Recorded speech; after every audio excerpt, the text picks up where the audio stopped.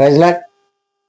మన ప్రభు మన రక్షకుడు అయినటువంటి క్రీస్తు యేసు నామమున అందరికీ ఈ ఉదయకాల సమయంలో శుభాభివందనములు తెలియజేసుకుంటూ ఉన్నాను. ఈ దినం దేవుడు మనకిచ్చినటువంటి గొప్ప వాగ్దానము, అది నిర్గమాకాండము 15వ అధ్యాయము 11వ లేఖనమును మనం స్పష్టంగా చదువుకుందాం. ప్రభువా, వేల్పులలో నీ వంటి వాడెవడు? పరిశుద్ధతను బట్టి నీవు మహనీయుడవు. హల్లెలూయా. చూడండి, దేవుడు మనందరితో మాట్లాడుతూ ఉన్నాడు. దేవుళ్ళు అనబడిన వారందరిలో కూడా ప్రభువైన యేసుక్రీస్తు వారు గొప్పవాడు. ఆయనే మహనీయుడు. మహోన్నతమైన స్థలములలో నివసించుచున్న ఆ ప్రభు అన్ని నామముల కన్నా ఉన్నతమైనటువంటి నామమే క్రీస్తు యేసు నామం.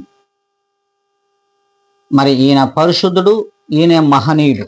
ఈయన కంటే గొప్ప దేవుడు ఈ లోకములో లేడు, రాడు, పుట్టడు, పుట్టబోడు. ఈయనే నిజమైన దేవుడు. తన జనులను పరిశుద్ధపరచుటకు ఈ లోకములో మానవ రూపేణ వచ్చినటువంటి మహనీయుడే ప్రభువైన యేసుక్రీస్తు వారు. ఈయన యందు మనం ఎలా ఉండాలో,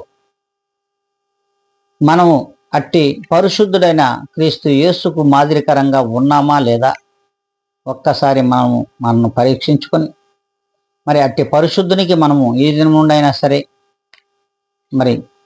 విలువిచ్చి గౌరవించి ఈ నూతన సంవత్సరములోనైనా ఆయన గొప్పతనాన్ని పరిశుద్ధతను కొనియాడే రీతిలో మనం ఉండాలి.